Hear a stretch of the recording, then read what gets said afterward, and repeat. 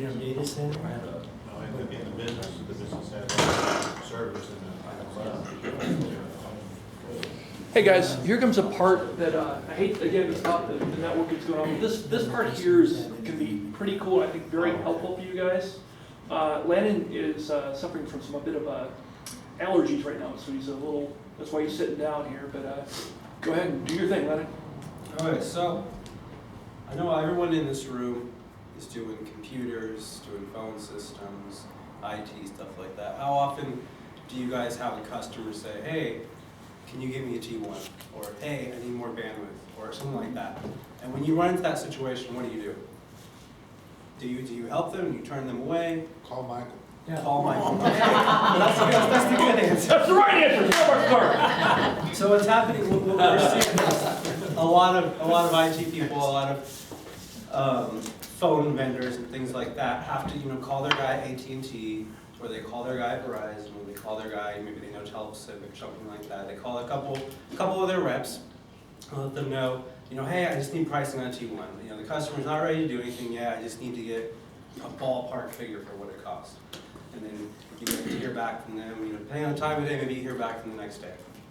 Now what you have is you have a price, but you also got 4 or 5 salesmen that are going to be contacting you, saying, hey, where's this deal at? And all you wanted was a price. But now you got to deal with all of that. So we have a tool that's available to all of our partners, and I'm going to show it to you real quick. When you log into the back office.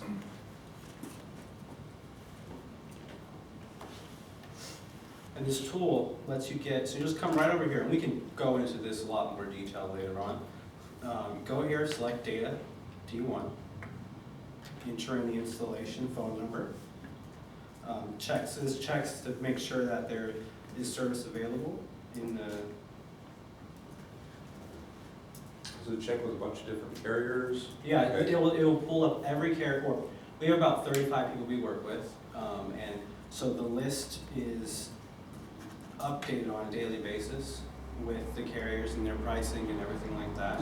How about like situations where maybe Charter or Time Warner or something services an area, but they don't have service to the building yet. They have to kind of do a thing where they're finding out what the cost would be to get service to that building. In those situations, it's more of a manual thing. Okay.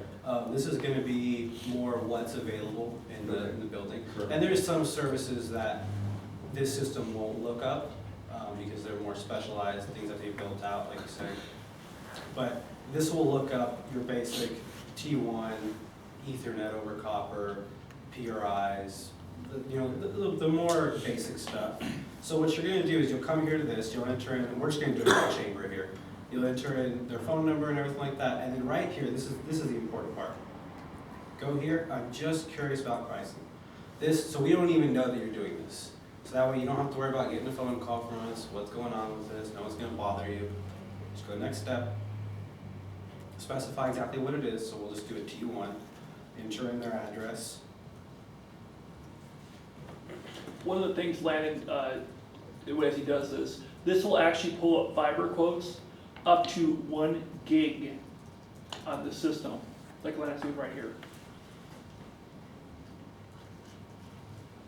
So is this the program you guys wrote? We didn't write it, but we were contracted to be able to use it. I'm not that smart. This is actually a patented program for real-time pricing for telecom stuff. This is a big deal. So this is running right now, and this is just, like I said, it's looking through our database of pricing with all the different carriers that we work with and everything like that. It takes a few minutes to load. And you probably saw too when I first logged in, there's actually a lot more stuff in this back office than this tool. We don't have time to go into it today. But I can show any of you guys all of that stuff more in depth if there's certain tools that you'd like to use. And there's a full CRM in there if you don't already have something you're using. There's lots of ways to check fiber maps, check Ethernet maps, so all that kind of stuff. Whatever you're interested in doing. Or if you're the person that just doesn't want to do any of it, you could just shoot me an email and I'll do it for you.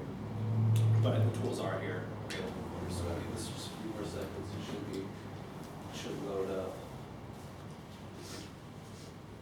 There it goes. So what we have here is you can select a few different options, show with router, check the contract terms, things like that. And what it's going to show you is it's showing you the pricing of all the different options that are available.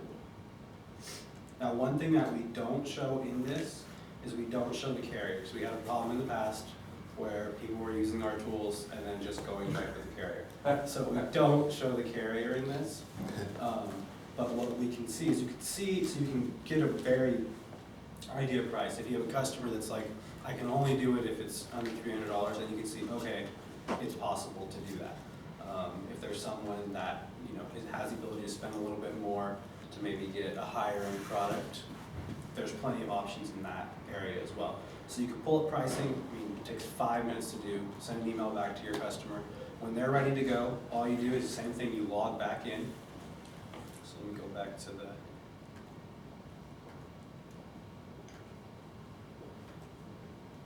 Go back to your home page. Let me see where this is at. And all you'll do is it won't show it up right now because it's on a fake account. But there's a button that you push, and then it lets us know that you're ready, and then we'll contact you and say, how do you want to move forward on this? Do you want us to contact the client? Do you want us to just give you the information and you can keep all your branding and everything on it? How do you want to do this? So that's basically the pricing tool. Just wanted to show you how much easier it can be to get prices for your customers. Yeah, that's basically it. Is there any questions or? It should be 3 or 4 days. Yeah. Okay, well then So we're. are we giving a login or we do it? Yeah, what we'll do is if you choose to work with us, then we'll create a back office for you, and you'll have a way to log in. And we can also create multiple logins if you have different people in your company that will have different access. Like if you choose to use the CRM tool, obviously you want to use different people that have their own version of who their accounts are and stuff like that. And the tool can be used. It doesn't have to just be used with the business that you're putting through us. You can use for your normal business if you don't already have a solution. But yeah, you'll be able to log right in and use the tool.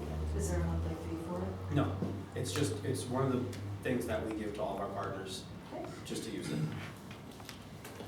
Any other questions? One of the things Landon didn't touch on, I think is kind of important at this moment. When you saw all the pricing lists out there, there was one little tab and there said details. Here's the cool thing. A lot of times when you're in front of a customer and you want a quick price, you saw how long it took Landon to do this. Hey, give me 2 minutes. You can do it on your iPad, your smartphone, though it might be a bit of a small screen to do it on. But there's also a tab that says details that gives you all the proper information. How many IP addresses include? Does it include web hosting? Does it include email? What are the other caveats with this? As Landon also mentioned too earlier, you can pull from cable modem up to 1 gigabyte of bandwidth. You can pull, I need an 8-line integrated T1 with this location. You can pull private line quotes, MPLS quotes. If it belongs to the network, you can pull it through this as quickly as you saw. There will be a few things in there, as Landon also mentioned, that are going to be manual quotes. For example, like the time order cable thing.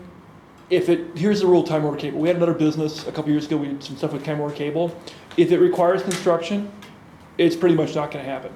Okay, that's just kind of the rule of thumb, all right? They will do it depending on, it depends on how many units are in the building, because I've had people that have looked for that kind of stuff, and I've helped them kind of get connected. You can do it, yes. It's a process. You've got to go find 20 people that are all willing to do everything else. And if you can do that, it's great, and it makes sense to your customer, and they'll pay you on a commission basis to do that. But the money that you make on selling that is not worth doing it.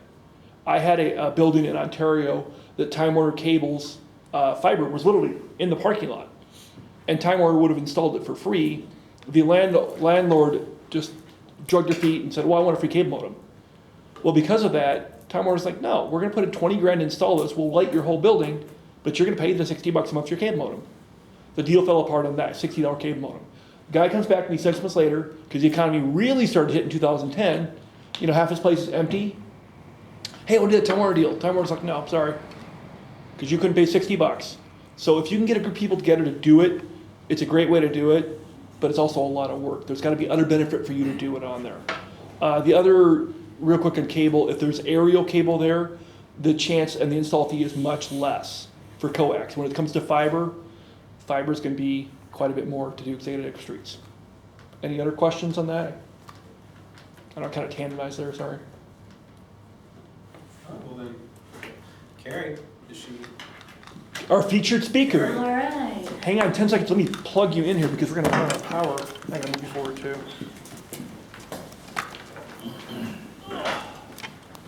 Stretch. All right, everybody stand up. Stand up. We've been sitting for about an hour and a half, something along those lines. It's time to stretch. Feel like you're at a baseball game, something like that. Take me out to the base. Exactly, good way, exactly. So, you guys ever hear the word no during your day? No. Me neither. From a client maybe once or twice a day? All right, so I'm going to do something that I actually get to help a lot of the Microsoft team. As Michael mentioned earlier, I've been training several Microsoft team members since February of last year. I've been to their Seattle campus, Austin, Dallas. I'll be in Toronto in 2 weeks and back out in West Winchester, Virginia again in a couple of weeks as well. So I get to help them, and I get to help them realize that even with a company like Microsoft, they get to hear the word no a lot, right? I was told one time by a guy in financial services that he gets paid really well to be told no 90% of the time, all right? So here's what we do. So put your feet about hip width apart, hands down your side. All right, I want you to put your hands up about right here, about chest high. And I want you to push out. And when you push out, say the word yes. Yes. Yes. All right, now pull them back, and we're going to do that repeatedly. Yes. Yes. Yes. Yes. All right, but I don't hear a lot of emotion coming from you guys. Come on, let's get into this, all right? This is an emotion move. Let's go. Yes. Yes. Yes. Yes. Yes. Yes. Okay, now, let me ask you, feel any energy? Feel a little more energy than you did a moment ago? Unbelievable. Very good, thank you, unbelievable. The little magician, every time I ask him, how are you doing, he says, unbelievable. I'm like, why do I keep asking you that question, right? Unbelievable. It's just a simple move, and sometimes we have to, and I'll stand up and say, just to myself, because of that energy that starts moving through it.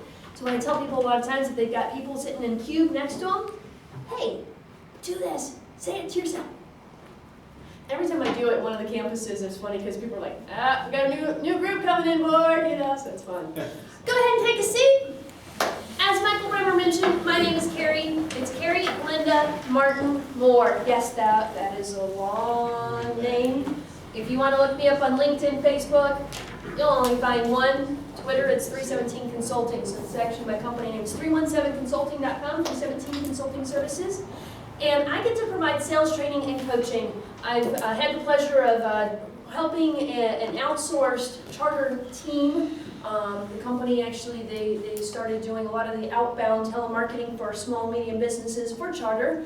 And so I got to help them grow that from help train their first 24 people. And now they're doing about 65 people in this call center out in Austin, Texas. It's actually where I live. I live in Austin, Texas, but I get to come out here to Southern California, my home, many times during the year. So I get to enjoy working with people both here as well as there and around the country as well. So that's just a little bit about me. Today I'm going to talk to you about helping your small business get just a little bit bigger. Does that sound good to anybody? All right. So when I got into sales, and I won't tell you when that is because some people say, wow, that's a long time ago. And others might say, that's it. When I got into sales, since that time, there's been all kinds of economic challenges. We've had Y2K. Remember? Nobody was buying anything because after all, the world was ending. We've had a few wars. We've had our wonderful elections. Nobody likes to buy anything during an election year. Now we have this, what do they call it, non-recession period? Is that kind of what it's technically being called? It's not really recession according to the DC folks, but I kind of feel like it might actually be. There's a lot of people that are just being really tight with their pockets right now. How do we get our business to grow in that kind of an economy? Hey, Carl, please! Ronald Reagan once said that entrepreneurs, that's us, entrepreneurs, are responsible for almost all of the economic growth in our country. Almost all. Now, I don't know what our current leaders believe, but Ronald wasn't the first one to say that, and he definitely hasn't been the last person to believe that. Do you guys believe that you're responsible for growing your business and actually helping a lot of this economy? Sure. All right, very good. Awesome. So, most important thing in any business, big or small, I work with Microsoft and Charter, but I also get to work with a lot of people who work from their homes. They may have 5 employees, across the board. The most important thing, aside from your why, profitability and sales. If you don't have any profitability, you won't stay in business. If you don't have sales, you don't stand a chance of being profitable. Am I right? An agreement on that? Right? So we've got to actually grow our sales. Best way to do that is to talk with a lot of people. Now, I've got a question for you. How many people did you talk to yesterday? Numbers. 4. 4, 6, 8, 10. All right, I feel like we're doing a baseball game, 4, 6, 8. Here we appreciate it, right? So, how many? 10. 10, all right. So, who's good at math? Do some simple math for me, all right? Glenn, Yes. 20 people times 50 weeks. 100. 1,000? 100,000? Something like that. 1,000. Where would your business be today if 1,000 people knew, starting from today to February, I guess we can't really do February 29th next year, right? 4 years from now. If 1,000 people in the next year knew what you do, how you do it, and most importantly, why. Again, going back to, we've got to have sales, we've got to have profit. I don't care how much you cut expenses. If you don't have enough sales, you won't be profitable. But how many people, if 1,000 people knew what you do, how you do it, and why, where would your business be next year? Better. Yeah. Much better, right? Now I heard 4, 6, 8, that's only a couple people. Now I'm just talking 20 people a day. 20 people a week, excuse me, that's still 4 people a day. Grow that. 4, 8. When I worked in telemarketing, as Michael mentioned, I actually started my career in equipment financing, so I got to handle transactions for copiers, as Raj and I spoke earlier. I had to handle transactions with copiers. I did a big transaction for BART up in San Francisco as they were buying some new copiers. I've financed hardware, software, phone systems. I've even financed some planetariums, right? I've done a lot of cool stuff. I've helped a lot of companies get what they need. But what I realized along the way as I worked for a big tech firm, Fusion Storm, I don't know if any of you guys know Fusion Storm, based in San Francisco, nationwide VAR. I'm a certified Cisco sales rep, VMware, EMC, Hitachi, and I'm forgetting somebody. But anyway, during my time there, what I realized is, in talking with one of my associates, is I like technology, but really what I love doing is helping people. I love helping people. And I talked with Walter and I said, Walter, I'm just not getting passionate about this. He's like, how could you not get passionate about it? You're virtualizing a server and you're setting up a phone system. And as he and I have continued working together over the last 3 years since I started my business, I realized I like helping other people do what they got to do. That's my passion, is helping you, helping people like you to actually grow their business. So, do you like to help people? Show of hands, who likes to help people? Keep your hand up if you like to actually receive help. Oh, a couple hands go down, right? Think about a kid. I don't know if any of you are parents or have seen little kids running around at some point in your life, right? Let's say they're struggling putting a jacket on. It's cold this morning, so they're trying to put this jacket on. And mom just reaches in and tries to do it. What happens? I got it. I got it, right? He turns around. No, I can do this. Why? Because he doesn't want help. I can do this. I can do this. Now, how many of your clients think that they can do this by themselves? Right? Far too many. So can we help everybody? That's good. I'm glad that you guys agree with that, because there's a lot of people who fall into that trap that they can help everybody. I actually had a skincare lady tell me she can help anybody with skin. I think that's about 99.59% of the population, right? No, we can't help everybody. There's 3 people we can't help. People that don't want our help. Exactly. That's a heartbreaker for me. Because I see some people like, I can really help you right now. But they don't want my help. All right. Second person? They don't? No, they need help. Okay, I will get that one. Third, you said need? They don't need help. So there was a guy, I read this story about this guy who started a new job. He was walking to work in New York. And every day on his way, he passed by this car wash. And the sales rep at this car wash keeps stepping out and saying, hey, I can give you this special deal. I'll give you 2 for 1. Hey, I'll do a free wax for you. I'll do it every single day. And finally, the sales rep says, why don't you want my car wash? I said, because I don't have a car. Right? How many times we're beating our heads up against the wall trying to help somebody who doesn't need our help? So CPI mentioned 6 phone lines. You keep calling, that person only has 4, it may not be the best opportunity for them. Now, Michael, with your services, can you help companies that only have 4 phone lines? Yes, generally we're not the right fit for them though. Exactly. You have to be willing to tell them that. And the third one you mentioned is they don't recognize the value. They don't understand what we do yet. What's an objection? It's really just a question with a lot of emotion behind it. Has anybody seen the movie Boiler Room? Okay, one person. Anybody else seen the movie Boiler Room? All right, come on. Vin Diesel, Ben Affleck, man. Not a great movie, but I enjoy a couple of great scenes from it. And one is they're talking to a doctor. The doctor's just kind of busy going about his day. And he's talking to the doctor, and he ends up saying, hey, we're going to buy 2,000 shares. The doctor responds, 2,000? Silence. Now, I was told by a CFO not too long ago that one of his biggest complaints about salespeople is every time he throws out an objection about prices, they cave on it. And how many people will say, 2,000, what, is 2,000 too much? Why don't we just start with 1,000? How about 500? Right? And we almost become reverse auctioneers, right? So how about if we do what Vin Diesel did, which he just was silent? And the client ends up coming back with, well, why can't you do any more? Aha. And that CFO shared with me exactly that, is that a lot of times he would question salespeople about the price just to see what they would say. And his biggest complaint is that they always cave, because he knows that his salespeople were doing the same exact thing out there, right? Taking money off the table. Now, George, you mentioned on a $50,000 contract, you can make 150 grand. So, without sounding like Will Smith from Pursuit of Happiness, what do you do and how do you do it? Actually, it's 66% profit 66% profit. out of 50. We sell managed services. The Okay. value there is. Because you much, mentioned much 150 more. earlier.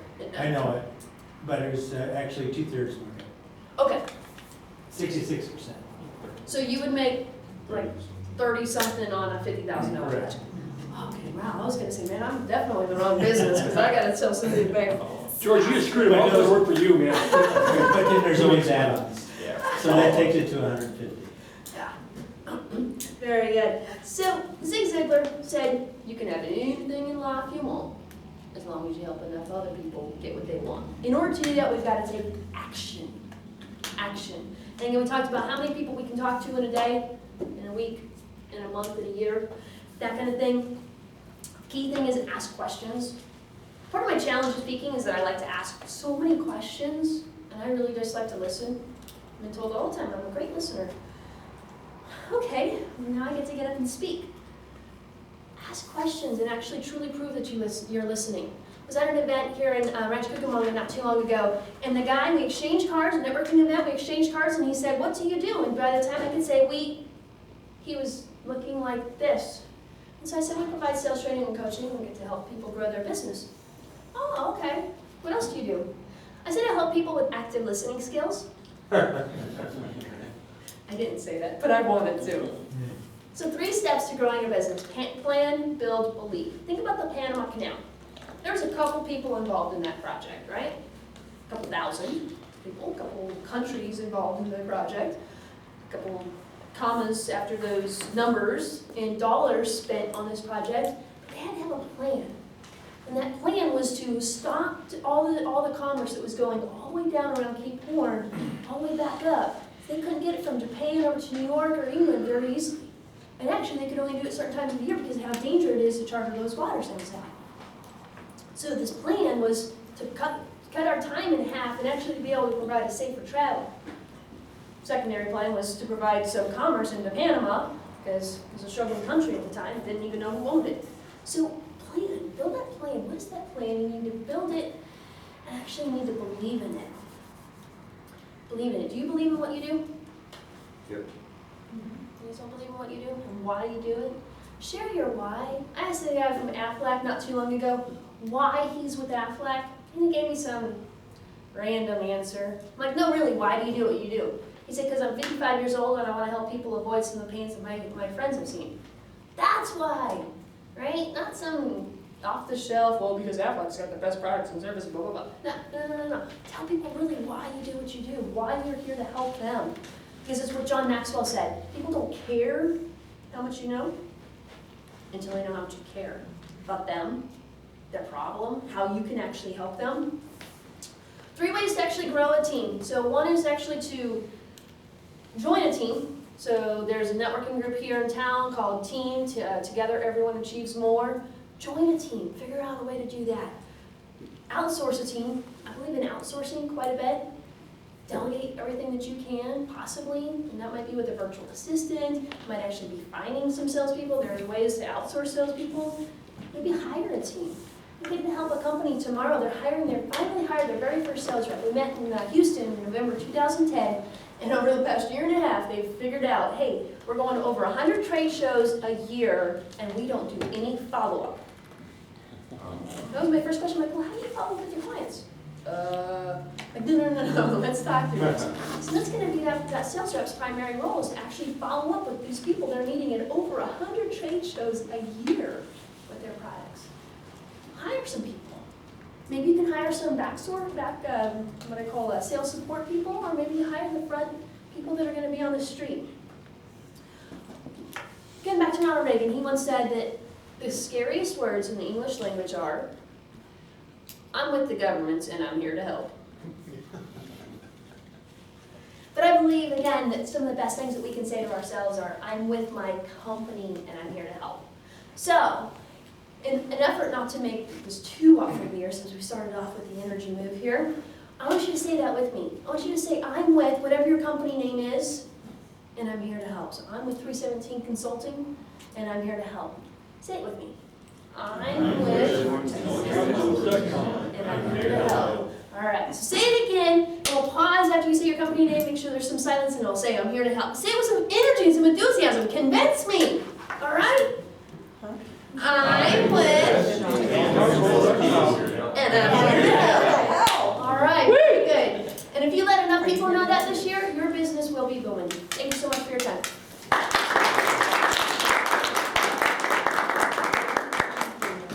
Oh, wait, I've got some questions. Michael, is it okay if I take Of course, of course. Very good. Jenny.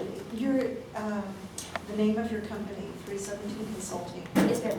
is interesting name. What's the significance of it, of the 317? Thank you for asking. So 317 actually comes from Colossians 3:17, which is a Bible verse that says, in all you do, both in word and in deed, do as unto the Lord, not for man, giving God the glory in everything. So, we were at the time that we started our company, we were studying Colossians at our church, and I was stuck with my husband. And so one day he's laying underneath the pool table, he's like, 317! What are you talking about? And that's actually. So you're a family-owned business, you and your husband? We are a family-owned business. Yes, my husband is now chairman of the board, and I am technically the CEO, but I don't believe in being a chief because I'm actually Indian by nature. So I say that I'm actually just the executive sales officer. Very nice, thank you. Why was he laying underneath the pool I've done that, but You know, that's the one thing we still don't know. Any other questions that I can answer for you today? Or what other questions I should ask? I really appreciate your enthusiasm and what you had to say, thank you. Absolutely. It's really my pleasure. Contact information, like 317consulting.com or? Yeah, so that's my website, 317consulting.com is my website. There's some handouts in the back, my business card in the back as well. And then Michael has some special announcement in regards to maybe some ways that we can get in touch as well. What a segue.